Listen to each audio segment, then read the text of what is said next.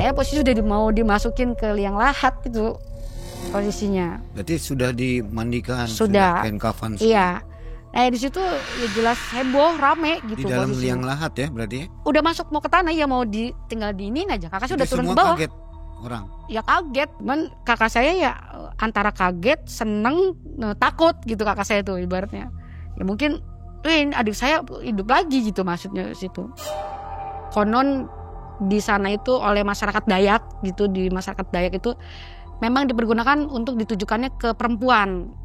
Sebutannya santet tawok serut. Dari saya itu keluar kain warna merah dari perempuan. Ada kayak bangsa 1,5 meter apa 2 meter itu pokoknya ya, tapi dibuntelan bentuknya. Bagi seorang pengacara ya. Pasti banyak musuh nih biasanya. Iya betul. Ada nggak dengan magic gitu? Iya.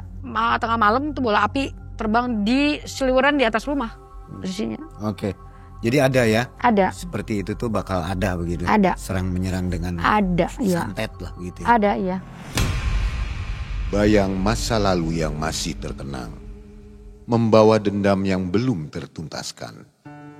Lelaki yang dulu bersumpah untuk setia, kini mengirim luka lewat jalan rahasia. Ada nama disebut dalam mantra kelam. Amarah menjelma menjadi tusukan malam. Tubuh ini menggigil tanpa sebab nyata dan terus menyakiti kehidupan dari Mbak Yanti.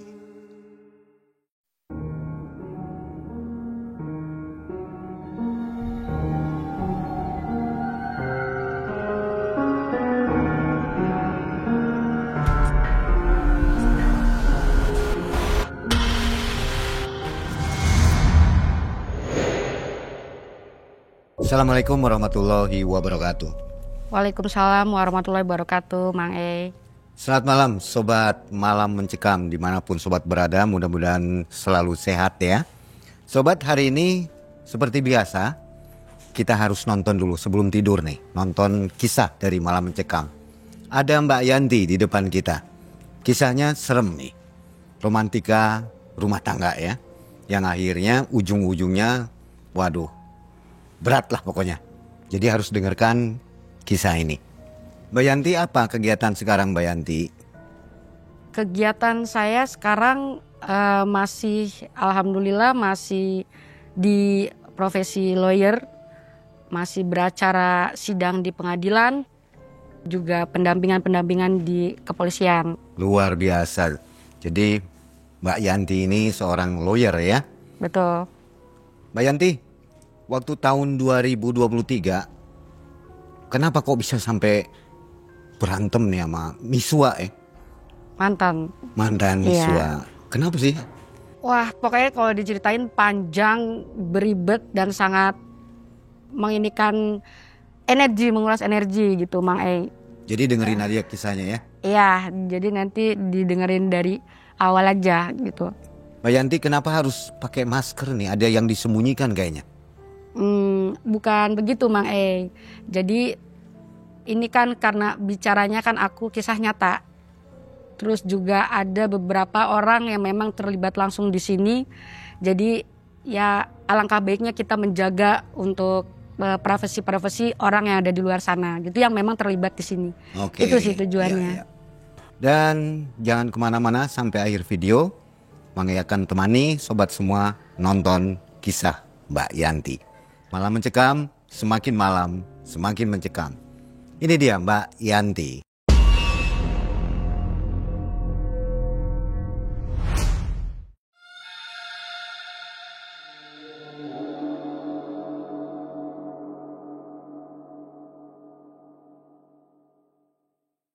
Jadi begini Mang E, sekitar tahun 2013 aku ketemu sama mantan suami itu pertama kali di Dubes, di Kedutaan Jakarta.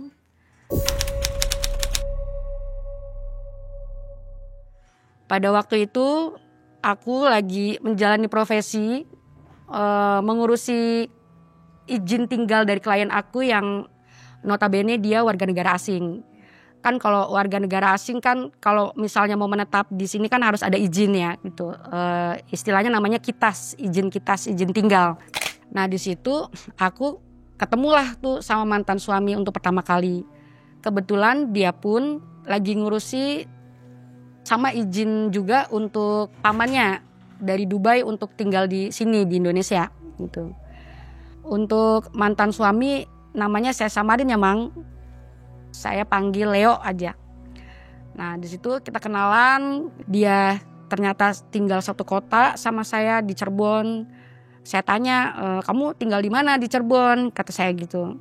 Saya Cirebonnya di, kata dia gitu. Kalau Mbak di mana gitu? Oh saya di. Nah terus ya dia awal-awal ya nanya, akhirnya kan di situ kita tukeran nomor handphone tuh gitu. Begitu saya selesai urusan, dia juga selesai urusan, dia kembali aktivitas sama pamannya, saya juga pulang gitu ke Cirebon. Nah pas udah kembali ke Cirebon itu dia mulai itu prolog WhatsApp gitu kan, tanya lagi apa gitu awalnya. Ya layaknya PDKT kalau laki-laki ke perempuan lah gitu Mang E. Nah terus dari situ juga ada janji temu gitu, masih kita ketemuan, jalan bareng gitu. Nah itu berjalan lumayan intens, hampir 2 bulan.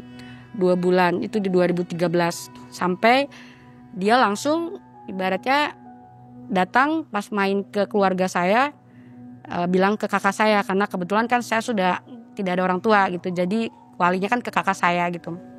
Nah di situ dia langsung mengkitbah saya gitu, dia ngelamar gitu ke saya.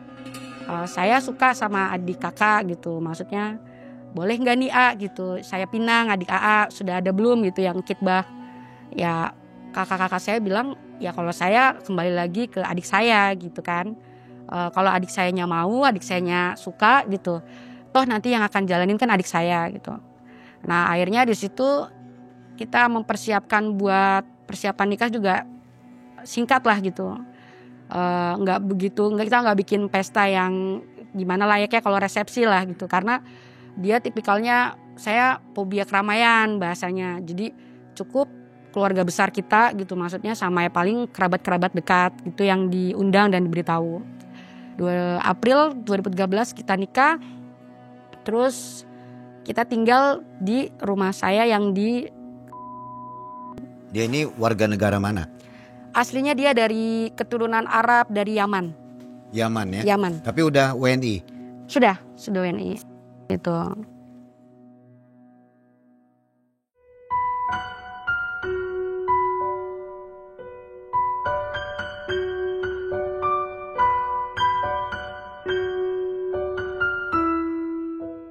Sekitar 2014 aku dikaruniai anak pertama. Sampai dengan terakhir itu 2020, alhamdulillah rumah tangga aku dikasih anak 4, Mang E, anak aku 4. Nah perjalanan aku tetap profesi sebagai lawyer gitu, tetap itu aku jalanin sekalipun kita udah nikah gitu. Karena jadi sebelum nikah memang kita ada kesepakatan gitu, bahwasanya aku tetap beracara gitu, sekalipun misalnya nanti punya anak tetap aku beracara. Cuman kata dia yang penting intinya tidak sampai mengabaikan atau menelantarkan anak gitu dengan saatnya. Jadi ya sambil kerja ngurus anak juga ibaratnya ya jadi istri juga lah gitu, ibaratnya sudah kerakap semua jadi satu. Sedangkan dia ini apa kerjanya? Nah, dia posisinya usaha sendiri. Jadi pada waktu itu kan memang lagi rame-ramenya rental mobil tuh pas 2013-2014 lah. Dia bilang kayaknya kita kalau buka rental mobil sendiri ini loh katanya, soalnya om saya nih juga buka rental mobil lumayan gitu, hasilnya menjanjikan. Apalagi kalau misalnya sampai ada yang di kontrak-kontrak gitu misalnya sama perusahaan-perusahaan gitu. Terus saya bilang kayaknya lebih enak kalau di kontrak ya, satu daripada harian kayak lebih resiko, saya bilang gitu kan. Nah akhirnya ya dia mobile lah gitu, sering kumpul-kumpul nongkrong gitu untuk cari link-link gitu, misalnya untuk kayak nih dikontrak sama PT apa nih yang aman sekiranya, terus dapat budgetnya juga maksudnya income-nya besar gitu. Tapi kadang kan kalau kayak perusahaan-perusahaan gitu kan pengennya mobilnya yang baru gitu kan pengennya. Ya udah nggak apa-apa, jadi kita sediain, kita supply gitu.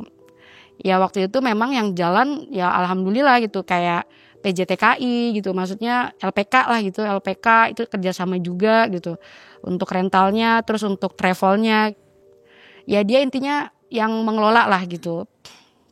Terus selain itu juga 2018 juga kita ternak lele gitu, sempat juga gitu usaha ternak lele yang memang di situ nggak dia sendiri yang terjun gitu, tapi kita berdayain saudara ataupun kerabat-kerabat terdekat gitu. Karena memang ya kalau dia memang sebenarnya kalau dia punya niatan atau ini sih ya bagus sebenarnya, maksudnya pengen menciptakan lapangan kerja supaya bisa memberdayakan orang-orang terdekat lah intinya gitu. Ya saya support gitu, makanya saya support. Jadi kalau misalnya kayak tipikal dia pekerja atau kerja di orang tuh dia nggak bisa gitu, karena memang karakternya nggak bisa disuruh-suruh gitu Mang Terus memang juga keras gitu, jadi kalau udah pendirian A gitu. Nah sampai kita 2020 itu dia punya ide lagi, kita coba bikin ini katanya brand susu kurma madu. Aku punya resep nih itu, ini resep dari babah aku di Yaman. Saya bilang maksudnya gimana, nanti kamu cobain katanya gitu. Memang posisi dia praktek dulu tuh awalnya pas aku hamil anak ke-4 kan, hamil anak ke-4 2020 itu dia jadi selama aku hamil suka bikinin susu kurma madu gitu. Jadi susu full cream lah gitu, susu full cream dikasih kurmanya dia rendam dulu pakai air, ntar dia blender kasih madu, jadi tanpa gula gitu, memang nggak pakai gula. Ya memang maksudnya saya bilang wah idenya bagus nih, ini kan ibaratnya minuman kesehatan, aku bilang gitu. Akhirnya aku support lagi tuh dia sampai yang bikin namanya gitu, nama dari singkatan anak-anak kita, maksudnya anak kita gitu kan. Pada waktu itu sampai kita launching lumayan besar-besaran lah ya, maksudnya pakai event gitu kan. Terus juga kita ngundang pers gitu pada waktu itu, undang wartawan gitu pas lagi launchingnya. Ya tentunya kita sudah ngantongin izin gitu ya, izin halal, BPOM-nya pas segala macem gitu dari kemasan susu kurmanya ini. Alhamdulillah gitu, maksudnya koneksi-koneksi klien-klien saya di Cirebon kan lumayan gitu, kayak misalnya beberapa hotel atau misalnya rumah sakit gitu, ataupun tempat bugaran gitu, tempat kayak fitness center apa kan itu dia bisa nerima tuh gitu kan. Terus juga kayak ke sekolahan-sekolahan kita masukin juga produk itu. Alhamdulillah kalau bicara untuk kayak ke omset atau respon gitu dari konsumen sendiri ya bagus gitu, maksudnya tahun kita pas memulai usaha susu kurma ini, maksudnya tahun 2020 lah gitu. Suami saya tuh mantan suami tuh ini banget, sering banget mainan judi online tuh, Mang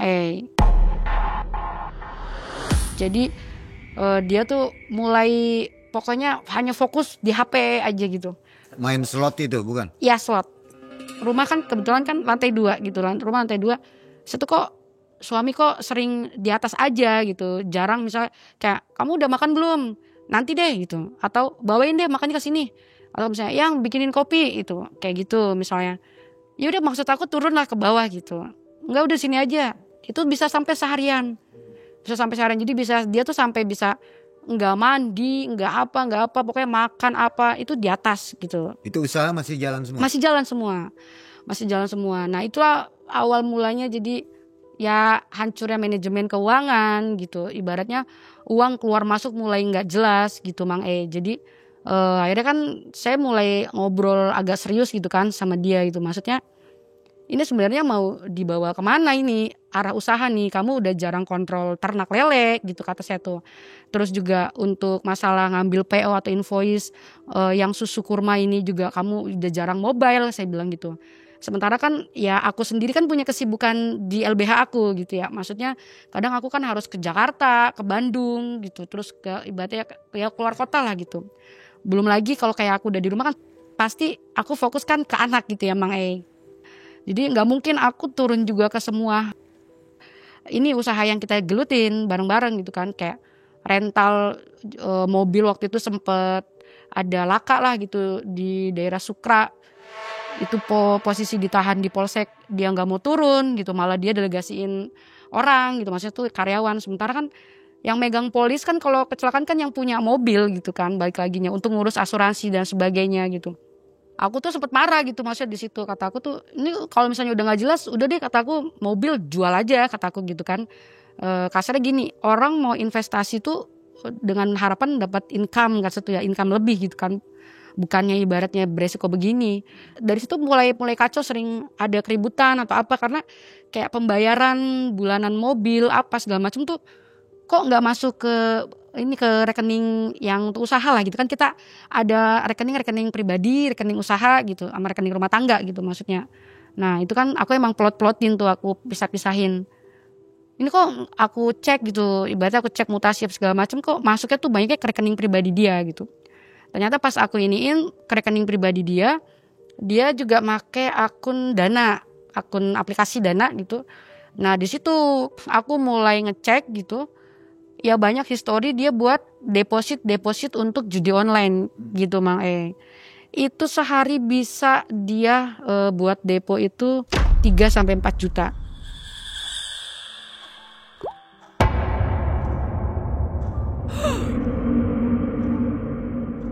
Saya kan nggak ngerti ya, maksudnya tuh slot tuh apa gitu. Sampai sekarang pun saya nggak tahu dan nggak bisa gitu cara ininya. Ini tuh apa sih maksudnya? Ini cuma game doang, hiburan bahasa dia. Maksudnya hiburan dari, ya kalau saya penat ngurusin rental ini itu terus segala macam. Kamu kan nggak tahu, saya tuh capek gitu. Misalnya kayak antar jemput mobil rental, misalnya malam-malam, kamu mah enak ibaratnya. Kalau udah pulang sidang apa di rumah tidur gitu. Nah kalau saya ada konsumen misalnya butuh jam 1, jam 3 apa kan saya sini. Jadi saya juga butuh hiburan, bahasanya gitu. Saya bilang oke lah gitu kalau misalnya hiburan. Tapi yang enggak juga harus memakan uang per hari 3-4 juta, saya bilang gitu. Dan itu intens tiap hari pengeluaran 3-4 juta tuh sampai 15 hari, 2 mingguan tuh rata-rata segitu gitu. Jadi uang masuk dari rental ataupun jual lele atau apa segala macem, susu, masuknya ke situ semua gitu. Dia ada pernah dikasih menang gitu, ada dikasih menang. Tapi ya dia buat deposit lagi gitu. Jadinya ya kalau bahasa ini sih rungkat, habis lagi gitu, kalah lah gitu, dia kalah. Nah nanti kalau misalnya dia posisi yang saya amatin, kalau dia posisi sudah kalah, di situ nafsu dia memuncak gitu. Jadi malah kadang, kamu ada saldo nggak gitu, justru kakak aku gitu. Atau ada uang cash nggak, aku mau keluar, mau top up Dana gitu misalnya. Mau jam 1, jam 2, jam 3, atau apalagi kalau subuh, yang saya amatin tuh setiap subuh gitu. Kalau saya bangun mau subuh gitu, dia tuh menurut dia tuh ini lagi jam bagus-bagusnya nih, lagi gacor-gacornya kata dia. Jadi ibaratnya ya harus pasang, masa harus depositnya yang besar gitu.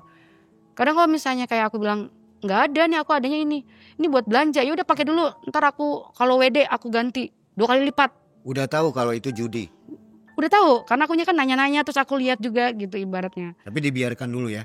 Iya, aku liatin aja dulu itu, sampai pas aku ada temuan gitu ya, aku lihat di history Dananya tuh, ya itu per hari tuh untuk deposit memang gak sekaligus, jadi kayak 200, 150, tapi sehari tuh kalau di total tuh 3 juta sampai 4 juta tiap hari gitu. Nah cuman pas di tahun 2020 itu, pas dia lagi gila-gilanya slot, itu udah gak bisa kontrol di dia gitu.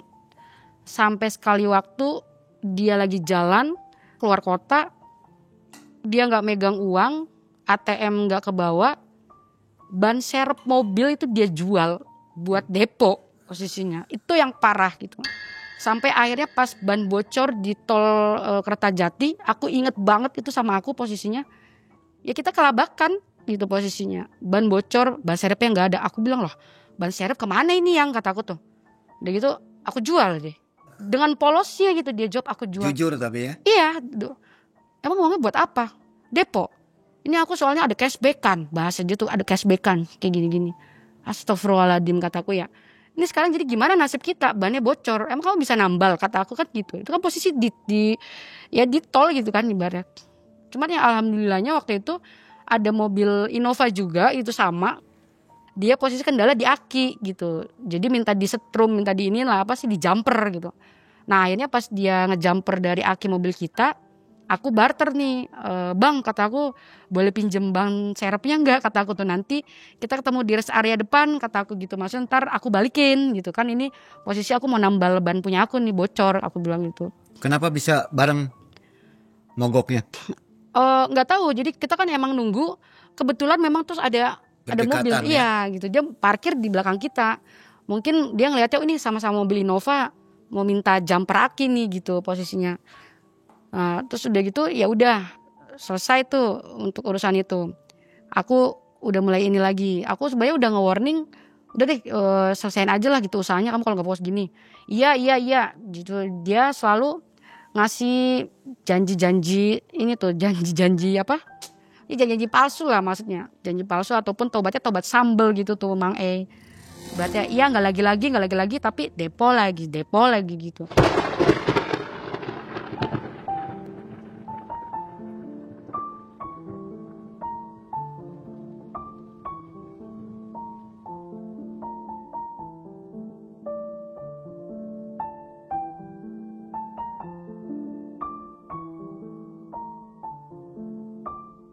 Kadang sampai ke yang paling parahnya, aku tahu dia minta uang sangu anak sekolah. Kamu udah dikasih uang kan kak sama mama, katanya. Ini aku buat bayar ini bah, katanya kiroati gitu di sekolah, katanya. Ya udah baba pinjem dulu 100.000 dia pinjem uang punya anak buat depo gitu. Nah, Ini memang udah nggak ada penghasilan sama sekali atau gimana?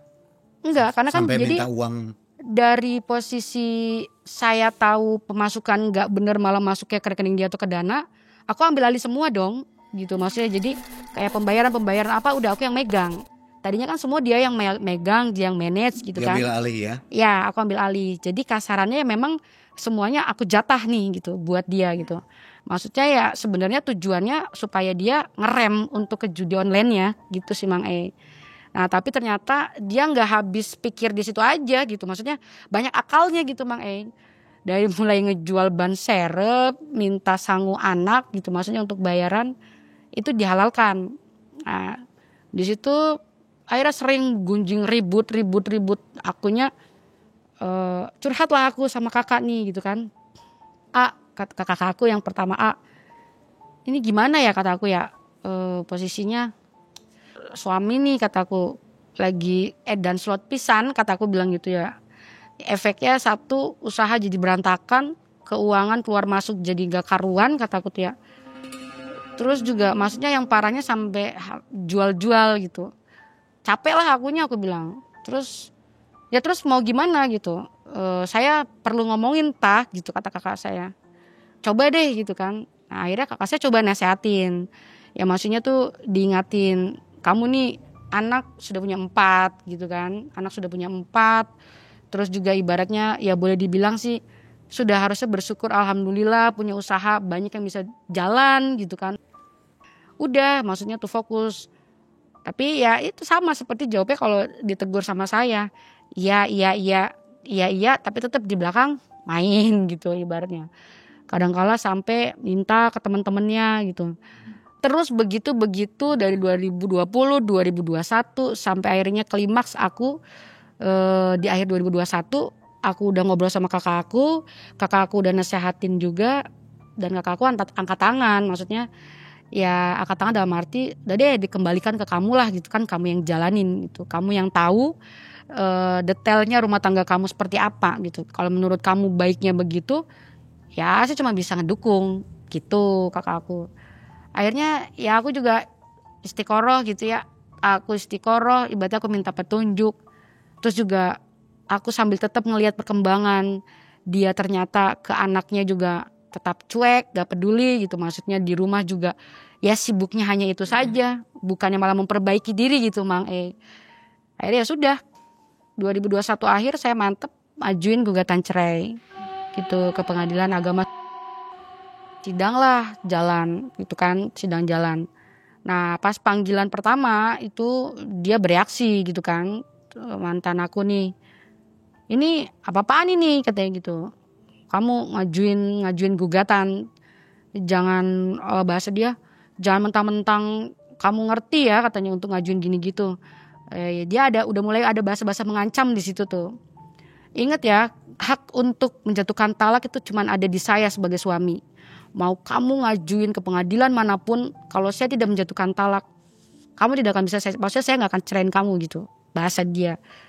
Terus saya bilang, nah sekarang kamu nggak nafkain saya gitu ya, ibaratnya lahir batin kataku tuh ya, karena dia tuh jadi ya udah sibuk dengan sendiri aja, kasarnya sampai untuk masalah kasih sayang ataupun perhatian, bicara nafkah batin pun nggak saya dapet itu posisinya gitu loh. Bener-bener hanya sibuk di slot gitu. Dari tahun 2020 pas abis lahiran anak aku yang keempat. Nah pas dia bereaksi seperti itu, saya bilang ya udah deh, kamu atur aja deh gimana baiknya. Maksudnya kamu dengan jalan kamu, saya dengan jalan saya gitu, saya bilang gitu. Ya, terus disitulah dia bilang sudah mulai bahasa-bahasa ya neror, maksudnya tuh ke saya ngancem gitu loh, ngancem. Awas aja kamu kalau berani kamu sampai ini lanjut sampai putus, katanya dia bilang gitu. Saya bikin kamu hancur. Dia gitu awal, cuman kan saya pikir, saya masih berpikirannya gini, masa sih gitu kan dia berani berlaku begitu, sementara anak-anak dia tuh saya yang ngurusin gitu kan. Masa sih dia tega gitu mau ngancurin karir saya, sementara dia tahu saya yang bisa biayain anak-anak gitu. Jadi di situ saya nggak ngegubris tuh omongan dia, cuek aja lah saya gitu.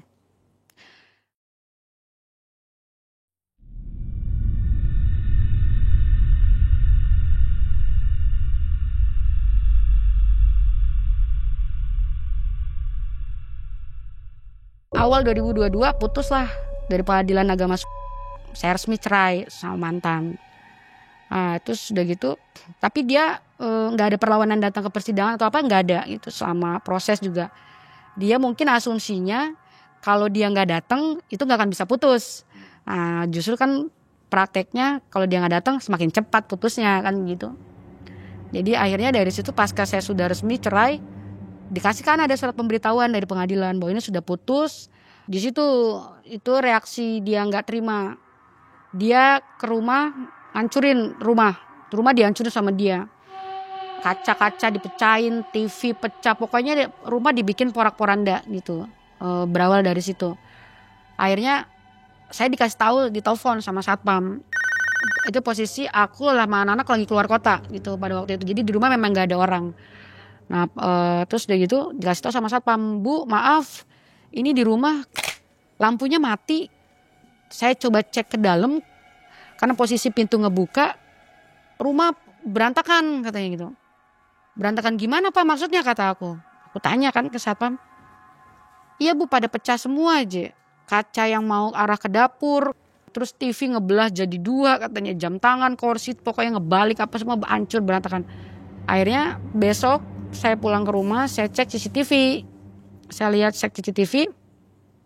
Ya yang masuk ke rumah mantan suami. Nah terus saya ngomong kan ke kakak saya, ini gimana kata aku ya. Laporin. Kakak aku bilang gitu. Proses lah aku bikin tuh laporan di polsek.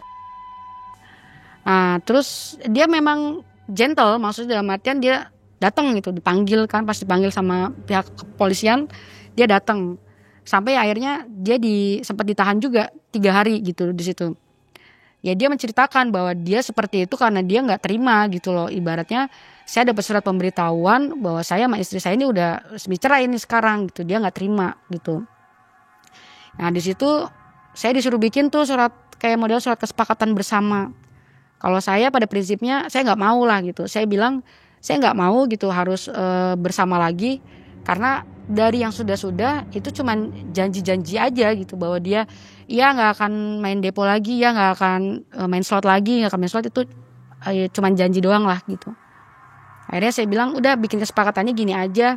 Saya bilang saya mau cabut laporan kata saya tuh ya, asal saya bilang dia tidak masuk ke lingkungan rumah saya dan kalaupun mau ketemu anak ketemu di pos satpam, saya bilang gitu. Terus saya bilang ya intinya nggak mengganggu untuk inian usaha yang saya jalanin, saya bilang gitu.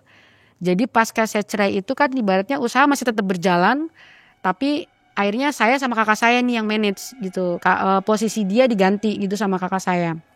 Nah, dari pasca bikin surat kesepakatan itu, ibaratnya mantan suami bukannya dia menunjukkan gitu dia berubah lebih baik gitu ataupun kooperatif lah dengan pernyataan yang dibikin di polsek, malah makin menggila di situ gitu. Kayak misalnya dia tetap mau ketemu sama anak, dia maksain masuk ke komplek. Portal yang di pos satpam dia tabrak gitu ibaratnya. Jadi makin bikin huru-hara lah gitu, makin bikin masalah lah gitu di situ. Terus ternak lele saya, jadi ikannya intinya jadi pada mati lah gitu. Ya mungkin racun atau apa sih juga nggak ngerti, sejenisnya itu kayak pakan tapi malah bikin mati gitu. Jadi pada ngambang semua yang bibit-bibit gitu. Pokoknya pasca saya cerai itu mulai jadi usaha ternak lele akhirnya tutup gitu. Karena kan saya bilang ya udahlah, kata saya tuh ini dijual aja yang sisa ada. Maksudnya kayak misalnya kan ada ukuran kayak ukuran sangkal, pecel apa yang model-model kayak gitunya, udah kalau itu dijual udah langsung kita lelang lah kasarnya saya bilang lelenya nih. Terus juga terpal, terusnya ibaratnya kolam apa yang ini udah dibuat, udah kita jual, kita lepas lah saya bilang. Pokoknya udah gulung tikar lah ceritanya singkatnya. Ternak lele kita berhenti, jadi yang masih jalan itu aku cuman di susu nih yang kakak aku kelola. Karena kan itu sudah ya alhamdulillah itu kan udah masuk sampai kayak ke sekolah, rumah sakit gitu kan. Terus tempat-tempat kebugaran. Jadi ya kita pertahanin pasar di situ gitu. Udah banyak reseller lah gitu bahasanya. Nah, dari situ tuh dia mulai yang neror ke saya. Setiap saya kalau misalnya dia tahu nih ada mobil saya misalnya lagi sidang di pengadilan. Itu banyak dibocorin gitu, empatnya gitu. Jadi itu teror-teror yang masih secara fisik kelihatan lah gitu ya. Terus ya sampai dengan akhir tahun 2022. Nah pas awal tahun 2023 itu sekitar bulan Februari itu saya udah mulai sakit-sakit nggak wajar tuh Mang Eng. Jadi lebih diinikannya tuh dominan tuh di perut. Jadi perut aku tuh awal-awal tuh suka sakit tiba-tiba gitu. Padahal nggak salah makan, terus ataupun nggak lagi datang bulan atau nggak kecapean lah gitu. Nah, saya awalnya saya bikin biasa, mungkin sakit biasa gitu, nggak saya rasa. Sekitar 1 bulanan itu perut saya tuh makin besar, jadi kayak orang hamil gitu tuh Mang Eng. Perut makin besar, saya tuh nafas sesek gitu, yang kerasa nafas sesek. Terus sakitnya tuh luar biasa kayak di pelintir-pelintir gitu, pokoknya kayak di perpes-pes lah gitu. Besarnya kayak hamil umur 8 bulan gitu, makanya kok ini perut makin besar. Nah terus akhirnya saya ngobrol sama kakak saya, udah coba dicek gitu. Awalnya kakak saya takutnya khawatirnya ini miom gitu atau kanker gitu kan. Akhirnya dicek lah itu, kita ke rumah sakit, ke dokter spesialis ahli kandungan waktu itu. Nah terus dicek di USG itu nggak ada gitu, nggak ada terdeteksi miom atau misalnya kayak kanker rahim atau apa. Tapi nggak ada janin juga, pokoknya intinya kosong gitu, baik-baik aja. Nah pas mulai dari situ kakak aku mulai mungkin dia nanya-nanya gitu ya ke mertuanya, terusnya nanya ke saudara juga gitu. Akhirnya saya direferensikan tuh, cobalah katanya berobat gitu kan ke Garut. Awal kali tuh saya ke Garut itu berobat tuh. Jadi dibawa kayak ke orang bisa lah gitu, ke orang bisa di situ, ahli spiritual di situ, diperiksa lah gitu kan. Itu kan sempat kayak ada keris. Jadi aku tuh jadi dari atas kepala tuh di ininya tuh diperiksanya tuh kalau itu sih pakai keris gitu. Tet gitu. Maksudnya tuh di ini pakai keris. Nah, pas mengarah di perut dia tuh nunjuk, jadi berhenti, nunjuk gitu. Itu keris juga jadi bisa berdiri. Jadi bisa jalan sendiri, enggak dipegang posisinya. Tet gitu.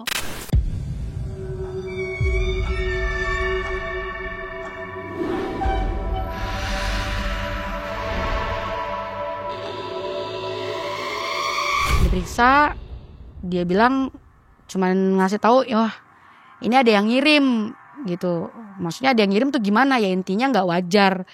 Ada orang yang nggak suka katanya sama Mbak, katanya mau bikin Mbak ini meninggal. Kakak saya kan penasaran tuh, kira-kira maksudnya orang terdekat, maksudnya tuh dari masih keluarga, teman gitu atau apa. Soalnya kan ibaratnya adik saya ini profesinya di lawyer gitu, kata kakak saya. barangkali kan lawan ininya yang nggak suka atau gimana gitu kan ibaratnya. Oh enggak, katanya, ini dari orang terdekat yang pernah hidup bersama, bahasanya langsung to the point begitu. Tapi memang nggak nyebutin inilah gitu, misalnya suami apa gitu dia nggak sebut. Nah, cuman saya bilang, Pak minta dibantu aja, yang penting ibaratnya adik saya bisa sembuh lagi, bisa normal lagi gitu. Nah ya udah, akhirnya saya dikasih kayak air gitu untuk diminum apa itu. Pulanglah tuh, itu aku juga ke situ tuh sekitar dua kali lah gitu, maksudnya ke Garut 2 kali dengan ya sama gitu. Gimana masih sakit nggak? Aku bilang wah tambah sakit, aku bilang gitu, dan perut, jadi aku napas tuh makin sesek karena perut tambah besar gitu. Dia bilang yaudah nanti coba diiniin, panggil ini saya, rekan saya yang di Tasik katanya gitu, atau kita kesana aja. Terus kata kakak saya udahlah kita ke Tasik aja, kata kakak saya gitu. Akhirnya sama yang guru spiritual dari Garut ini kita sama-sama ke Tasik, ketemu sama rekannya. Nah di situ memang ya sempet kayak ada pergulatan lah gitu ya. Jadi pas dia lagi megang saya gitu, yang Aris spiritual ini sempat mendal gitu maksudnya tuh. Terus nanya, maaf mantan suami orang mana gitu. Aku bilang kalau asli dia keturunan Yaman, kataku tuh. Tapi tinggal di Cirebon, kataku tuh sama aku gitu kan, tinggal di Cirebon. Tadinya di Cirebonnya dia di. Tapi ini bukan, ini dari Kalimantan. Apanya, kata saya tuh dari Kalimantan. Dia ada saudara atau family nggak di Kalimantan? Aku ditanya gitu sama ahli spiritual. Aku nggak tahu, kataku ya, karena nggak pernah ngomong tuh, aku bilang itu. Tapi seingat aku, kataku tuh dia cuma pernah cerita tuh dia justru pernah kerja merantau, sempet ke Malaysia. Nah dia punya abang angkat di Kalimantan. Ya ini Kalimantan, dia bilang gitu. Nah di situ tuh jadi sempet mendal lah itu, dia sempet mendal. Jadi si Ari guru spiritual ini pas lagi mau coba megang perut saya tuh mendal gitu. Terus gimana nih maksudnya upaya buat ini udah bahaya, ini tujuannya mintanya dimatikan. Jadi menurut ahli spiritual ini ada sosoknya itu ibaratnya yang memang di badan saya ini mau bawa saya gitu bahasanya. Ya kakak saya kan di situ panik gitu. Kalau saya sih udah sama rasa aja gitu, udah sakit ya karena ngerasain sakit luar biasa. Jadi saya sih nggak fokus orang ngomong apa gitu. Yang penting saya sakit. Cuman yang saya dengar tuh kakak saya pokoknya lakuin apa aja gitu. Sampai ada sebut, saya kedengar tuh pokoknya harus ada mahar gitu yang harus diinin. Gak masalah kata kakak saya itu, yang penting adik saya bisa sembuh. Kasian ini anak-anaknya masih kecil, kata kakak saya gitu kan. Itu sampai 1 minggu dia di Cirebon di rumah. Ngobatin itu maksudnya tuh ya saya di ritual kayak dimandiin, di apa segala macem gitu, di iniin, diusapin apa. Tapi gak ada perubahan sama sekali. Saya makin parah, makin sakit. Waktu itu kondisi juga saya sampai kurus lah itu ya maksudnya tuh, karena nggak bisa makan apa segala macam, sampai kakak saya bayar tenaga teknisi kesehatan gitu, jadi diinfus di rumah gitu. Berarti setelah saya seminggu yang ahli spiritual dari Tasik itu pulang, dia bilang udah, katanya ini saya sudah berusaha maksimal, katanya memang kita kembali laginya ke Allah lah gitu. Kalau memang ikhtiar saya ini berhasil, insya Allah Mbak Ria bisa sembuh seperti semula gitu. Karena ya bahasanya tuh ke kakak saya, ini memang dia barternya mintanya nyawa gitu. Maksudnya tuh pengen saya meninggal gitu intinya. Dia sampai nanya gitu, kalau boleh tahu katanya kenapa sih gitu kan. Kok padahal kan dia pasangannya gitu maksudnya. Tapi kok kayaknya tuh menginginkan sekali ya ibaratnya saya meninggal gitu. Terus karena dendam, dia dendam, sakit hati, tidak terima, merasa dimiskinkan, dan merasa harga dirinya itu ibaratnya diinjak-injak. Saya tanya kan tahu dari mana? Yang ada di badan kamu ngomong ke saya, katanya gitu, ke si guru spiritualnya gitu. Saya ini disuruh jemput saya gitu. Saya ini katanya disuruh jemput kamu karena orang ini merasa sakit hati gitu, sudah kasarnya disengsarakan atau dipermalukan gitu bahasanya. Jadi lebih ke kayak saya tuh merendahkan harga diri dia, menjatuhkan harga diri dia. 3 hari guru spiritual pulang, itu saya makin sakit, kakak saya juga bingung kan, ibaratnya cuman bisa panggil dokter gitu, maksudnya dokter dari rumah sakit, karena nggak dibawa ke rumah sakit, jadi dokter yang suruh ke rumah gitu. Ada kita punya dokter pribadi gitu, suruh ke rumah. Ya dokternya juga bingung gitu, ini mau apa yang diperiksa, masalah secara diagnosa ini nggak kenapa-napa, tapi ya saya ngerasa sakitnya luar biasa gitu perut pada waktu itu. Sampai akhirnya terus saya nggak sadar dari tanggal 25 September itu saya nggak sadar. Itu menurut kakak saya dia 3 hari saya nggak sadar. 3 hari saya nggak sadar. Pas di hari keempat itu dokter ngevonis saya nggak ada, saya meninggal.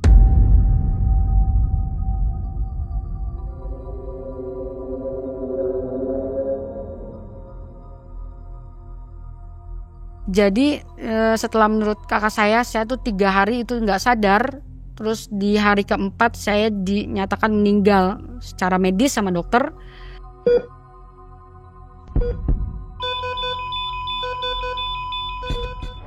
Nah saya ngerasa di 3 hari itu gitu, yang saya rasain tuh saya tuh kayak satu jalan kayak di hutan, jalannya tuh posisinya terang gitu siang. Itu saya jalan sampai nggak ada ujungnya, kata satu ini mau ininya di mana nih gitu kan. Sepi, nggak ada makhluk apapun, maksud tuh nggak ada manusia, nggak ada hewan gitu, cuman adanya pohon aja, kanan kiri tuh pohon.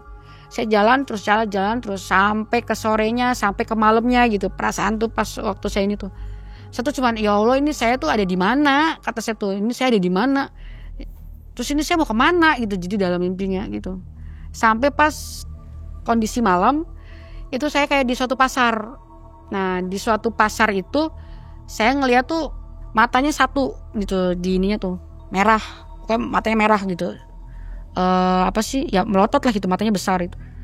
Terus ada lagi di sebelah kanan saya jalan ini juga, jadi sosoknya manusia nggak ada kepala tapi dia jalan gitu, nggak ada kepalanya. Terus ininya ya pokoknya koreng-koreng, maksudnya tuh luka-luka gitu, koreng-koreng lah gitu, tapi jalan. Nah terus saya lihat ke bawah ada juga kepalanya aja, jadi dia kepalanya ya gundul itu kayak kelapa lah, kayak buah kelapa, tapi ada mata sama mulut aja ya, jadi cengir gitu ibaratnya, mata sama mulutnya aja, nggak ada hidung, nggak ada telinga, nggak ada apanya gitu.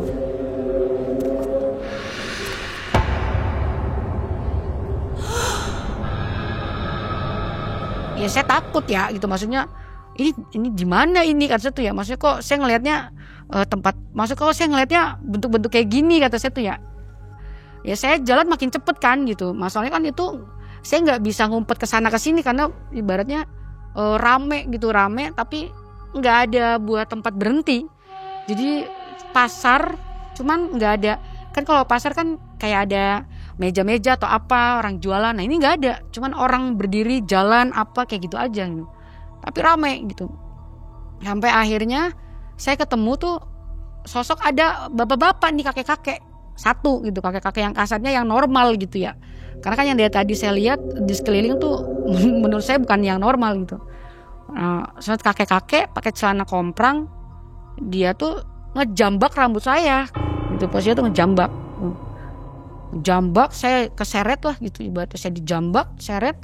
Dia bilang, sini Nok, kamu nih belum waktunya, cuman gitu. Nah saya diseret gitu, terus dia bilang pokoknya di situ dia nyebut tuh, wis pakai bahasa Cirebon, wis teka bening Cimandung.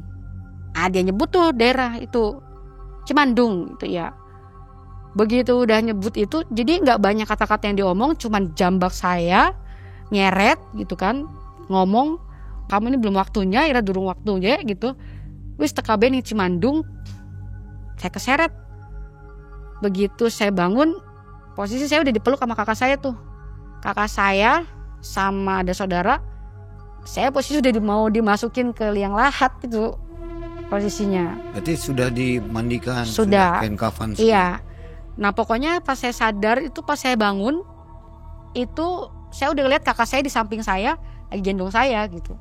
Jadi pas saya bangun, ibaratnya yang saya lihat tuh kakak saya sebelah kanan gitu.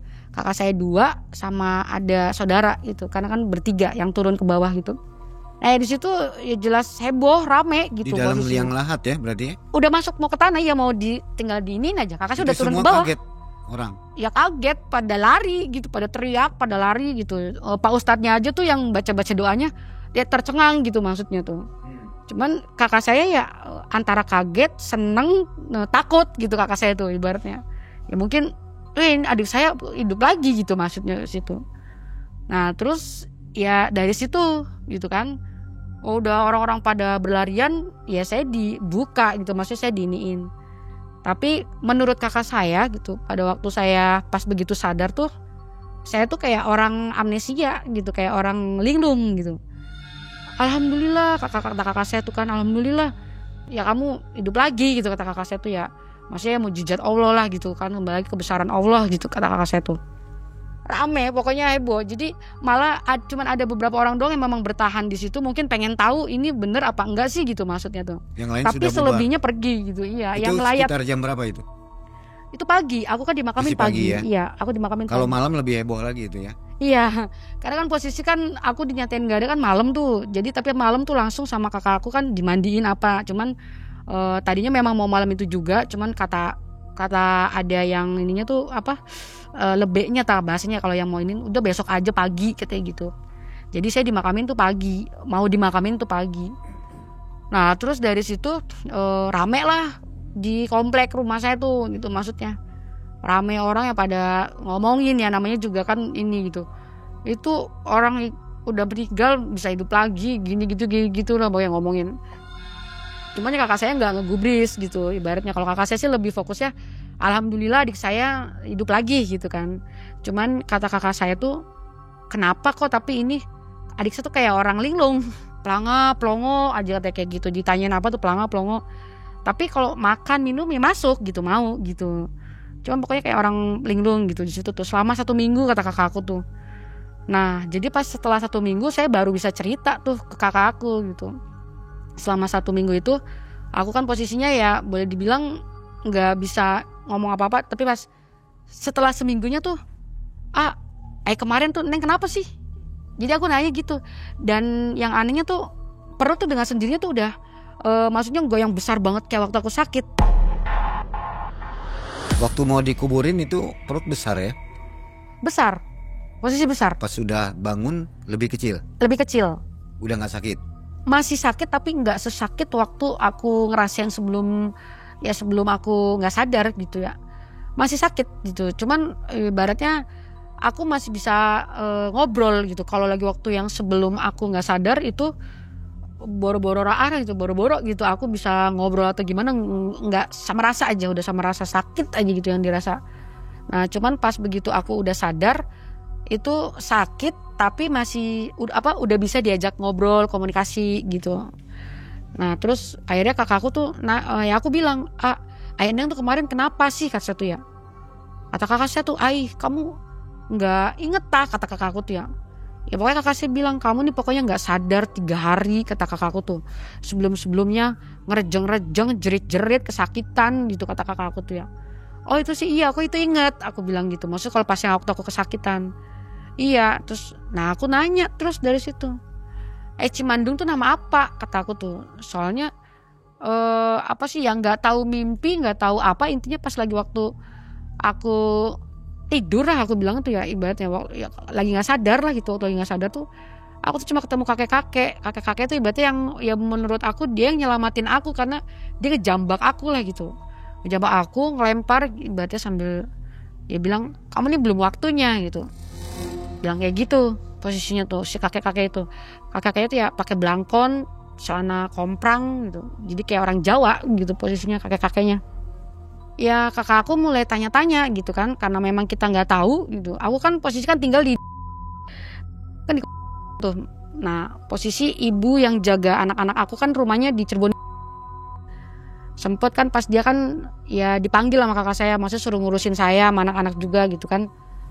Nah terus kakak saya tuh nanya, daerah Cimandung tuh di mana gitu.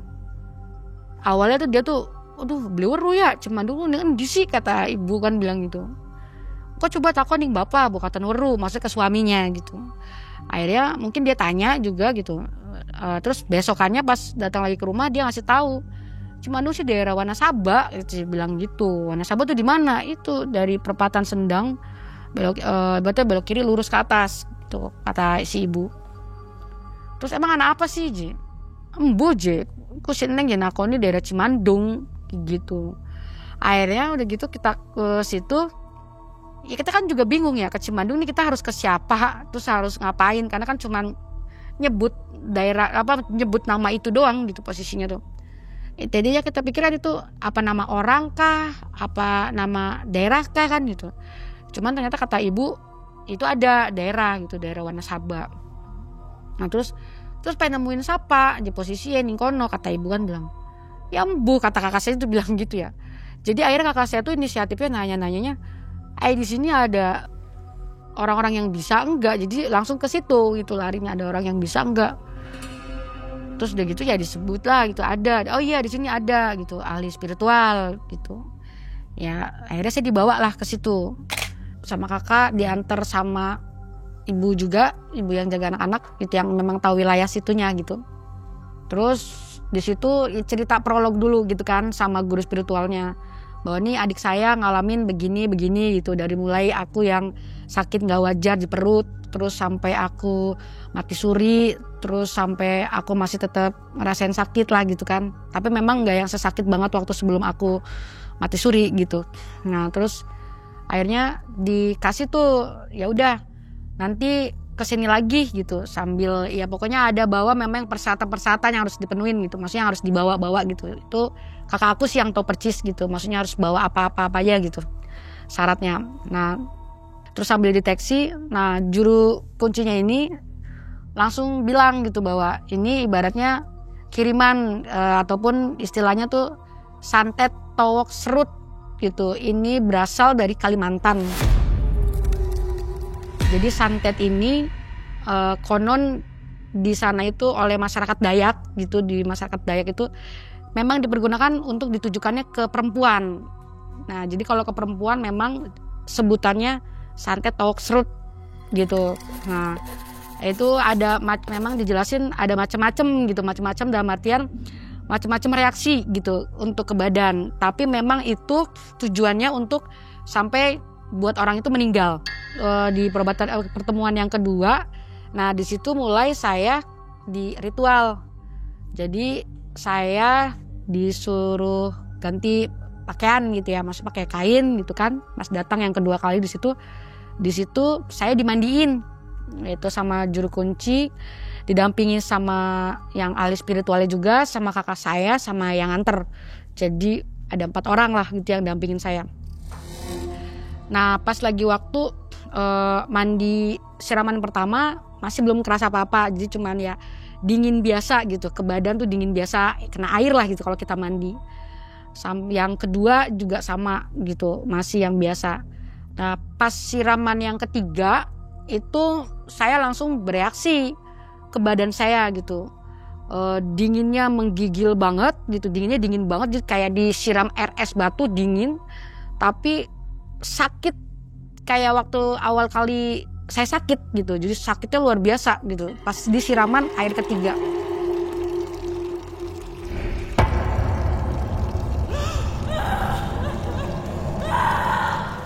Terus ya saya meronta-ronta lah, maksudnya saya ini sih nggak mau diem gitu, saya sakit gitu, pecicilan gitu kesini sampai ibaratnya yang nganterin juga maksudnya panik gitu, dikirainya saya kesurupan gitu maksudnya, padahal saya tuh menahan ini sakit yang luar biasa gitu, sakit.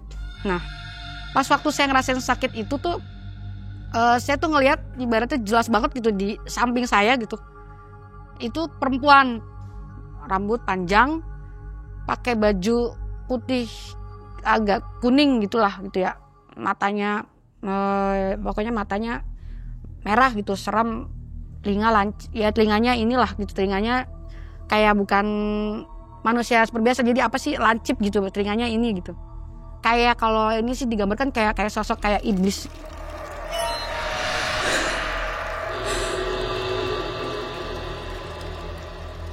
maksud kayak ini nah kalau gambarannya gitu, telinganya tuh lancip gitu. Nah di situ saya ibaratnya ya takut gitu. Jadi saya tuh udah nahan sakit, saya ngehindar gitu, maksudnya ngehindar karena dia berdiri ini banget di samping saya persis gitu kan, saya posisi di mandi ini kan duduk gitu ya. Terus saya langsung jatuh ke bawah gitu. Pas dia habis mandi siraman ketiga itu, terus nggak lama dari saya itu keluar kain warna merah.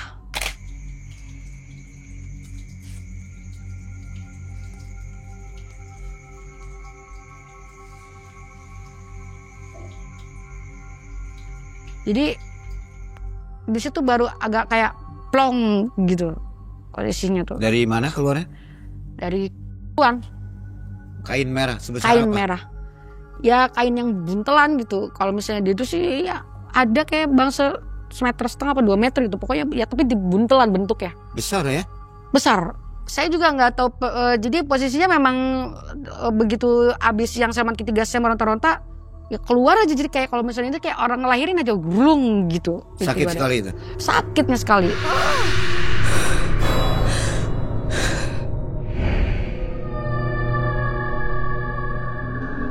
Sakit banget, itu sakit banget, luar biasa sakit ya. Nah cuman ya sebelum itu keluar tuh saya ngeliat sosok tuh di samping saya itu yang saya gambarin, yang saya lihat itu. Nah itu kan semua juga, semua juga akhirnya kan panik, akhirnya kan nginiin ya kasarnya nyelamatin saya gitu, ngamanin saya gitu. Terus dari situ juru kuncinya bilang udah ini udah keluar nih gitu maksudnya. Nah nanti tinggal lihat aja gitu maksudnya. Ya memang saya tidak bisa maksudnya nggak bisa mastiin katanya berapa lamanya, tapi itu akan ya berbalik gitu loh, berbalik ke yang membuatnya katanya gitu. Udah saya ditenangin gitu kan, di situ saya pokoknya ya dibaca-bacain gitu, maksudnya di jampe lah gitu, diiniin lah gitu, dibaca-bacain, saya dikasih minum juga.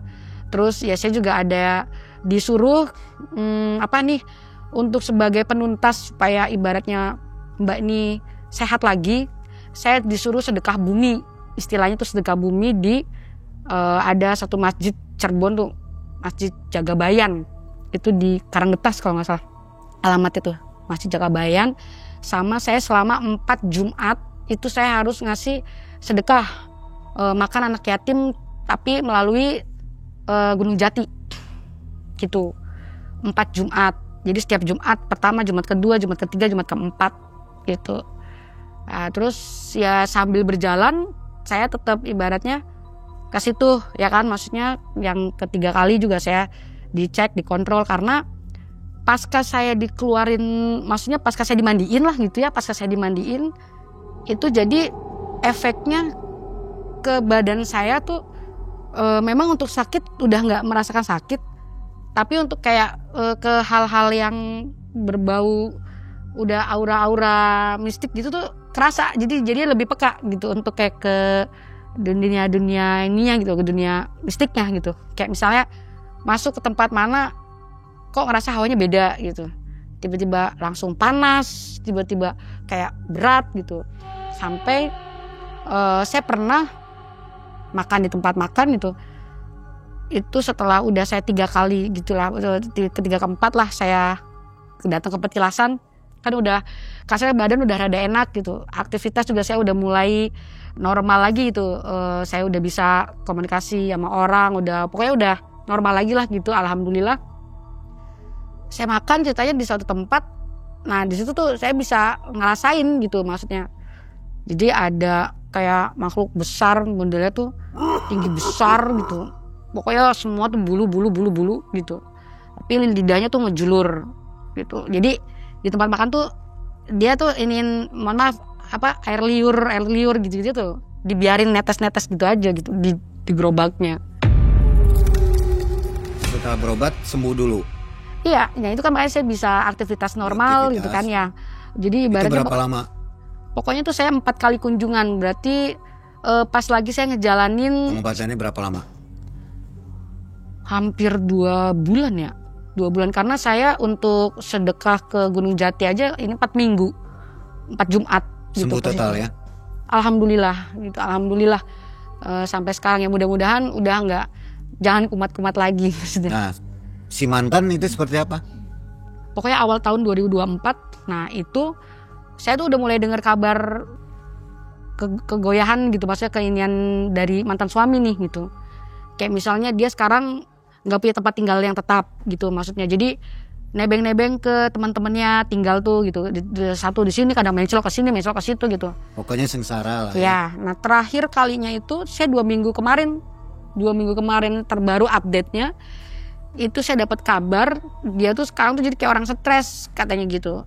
Dia ngasih tahu temen deketnya yang dia suka singgahin gitu buat tempat tinggal apa gitu. Maksudnya tuh gimana, kata tuh stres gimana, dia ngabarin ke saya, Mbak udah tahu belum katanya itu si Leo gitu, sekarang tuh udah kayak orang stres katanya bilang gitu. Maksudnya orang stres gimana? Ya kipas diajakin ngobrol katanya gini, ngomong sama kipas gitu. Terus ibaratnya dia kayak ke jalan-jalan pakai boxer, ngomong-ngomong sendiri katanya kayak gitu. Terus nggak mandi katanya bilang kayak gitu. Itu saya 2 minggu kemarin terakhir dengar. Berarti gitu. Statusnya udah bercerai ya? Udah bercerai. Baik. Nah, waktu meninggal sementara itu 3 hari ya? Iya. Artinya sekarang itu ada efeknya dong. Biasanya orang yang meninggal mati suri itu ya, bisa apa? Biasanya bisa ngobatin, bisa lihat hantu, begitu nggak?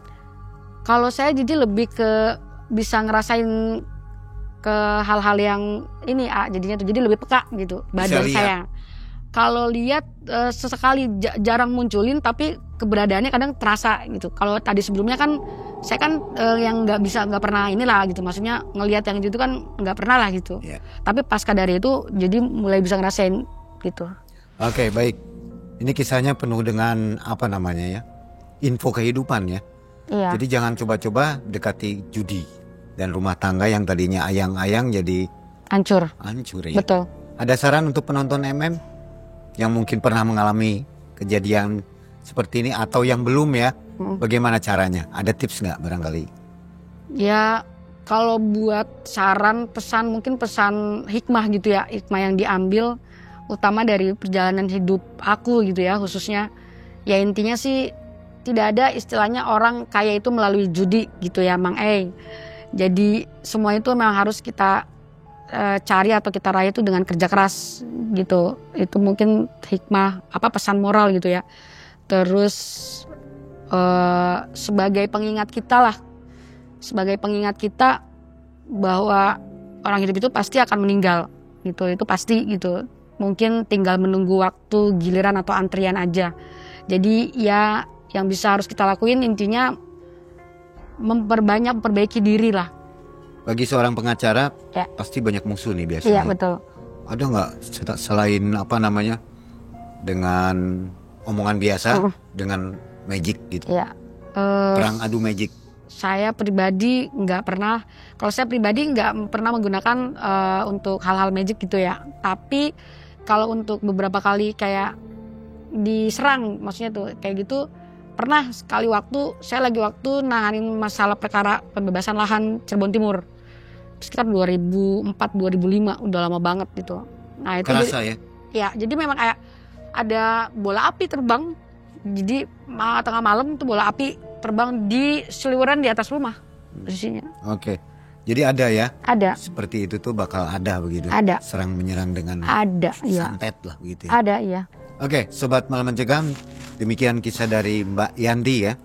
Jangan lupa untuk menyimpan di memori kisah baiknya Mbak Yanti ini. Mbak Yanti, terima kasih, sehat selalu. Ya. Dan mudah-mudahan dapat pasangan baru lagi ya. Amin yang ya lebih Allah. top chair. Amin. Ya makasih Bang Ai. Terima kasih. Assalamualaikum warahmatullahi wabarakatuh.